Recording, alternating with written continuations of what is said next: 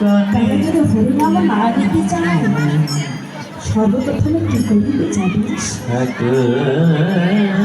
সর্বপ্রথমে তাই সেই কলির জীবের হাতে ধরে মধুর নামকে বিলাই দিবি। তথাপিও যদি এই নাম না দিতে চায় তুই কি করিবি জানিস? প্রতিটি ভক্তের দ্বারে দ্বারে গিয়ে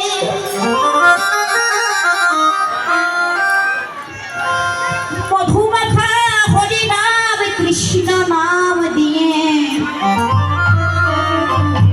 কলির জীব ধরে লাগে কি করিবি